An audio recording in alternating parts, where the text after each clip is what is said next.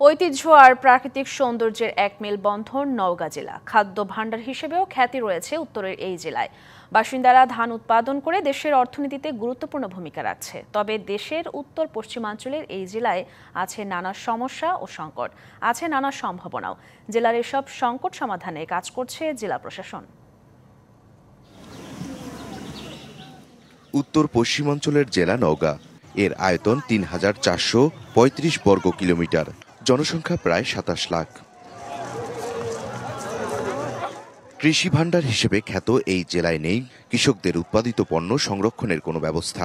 এতে কৃষি পণ্যের ন্যায্য মূল্য থেকে বঞ্চিত হচ্ছে কৃষক। সরকার থেকে দিয়ে ১৪০০ টাকা দাম, অথচ মূল্য আমরা পাচ্ছি না। আমরা শ্রমিক মানুষেরা, গৃহস্থ মানুষেরা কোনোভাবেই পর্তা করতে পারতেছে না। খুব খাটে খুঁড়ে এই অবস্থায় করা হয়েছে। ন্যায্য মূল্যটা যদি কৃষকরা পায়, সেক্ষেত্রে তারা কৃষিটাকে আমরা আরো ডেভেলপ করতে পারবো। বাংলাদেশের খাদ্য ভাণ্ডারে যে বড় একটি অংশ জেলা থেকে যায়, তারপরে জেলার মানুষ রাস্তাঘাট, শিক্ষা ব্যবস্থায় পিছিয়ে রয়েছে। সরকার আমাদেরকে এইখানে এক্সপোর্টের পারমিশন দিতে পারে। এক্সপোর্টের পারমিশন দিলে আমরা আমাদের এই স্বয়ংক্রিয় মেশিনে যে উৎপাদিত চাল, বিশ্বমানের চাল আমরা এক্সপোর্ট করতে পারবো।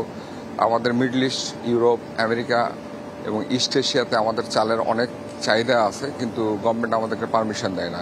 আয়তনে রাজশাহী বিভাগের সবচেয়ে বড় জেলা হওয়ার পরও যোগাযোগ ব্যবস্থার তেমন উন্নতি হয়নি।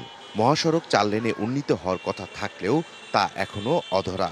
রাস্তাঘাট নিয়ে আমাদের পর্যাপ্ত সমস্যা, যে সমস্যার কথা বলার শেষ হবে না। আর দীর্ঘদিন ধরে এই সমস্যা নিয়ে আমরা ভুগতেছি। ফুটপাতে যে রাস্তায় হাঁটার কোনো সুযোগ নেই।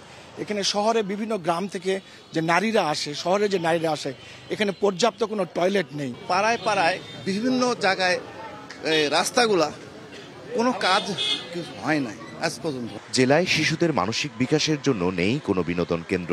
সোমপুর বিহার বা পাহাড়পুর বিহার, যা বৌদ্ধ বিহার আমরা বলি, এটি বিশ্ব প্রামাণ্য ঐতিহ্যের জায়গা করে নিয়েছে।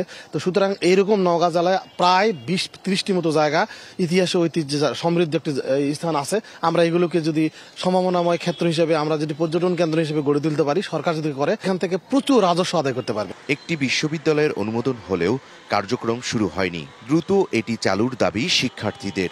সরকার দ্রুত যে বিশ্ববিদ্যালয়টি অনুমোদন হয়েছে সেটি দ্রুত চালু করুক, একাডেমিক কার্যক্রম শুরু করুক সামনে সেশন থেকে, তাহলে আমাদের জন্য খুব উপকার হবে। জেলার সংকটগুলো সমাধানে কাজ করা হচ্ছে বলে জানিয়েছে জেলা প্রশাসন। চাল কল যেগুলো রয়েছে, বিশেষ করে সেগুলো সব এখন মেকানাইজড হয়ে গেছে। সেই মেকানাইজড চাল কলগুলোতে যাতে শ্রমিকদের যে ম্যানেজমেন্টের সিস্টেমটা, সেখানেও আমরা কাজ করার চেষ্টা করছি।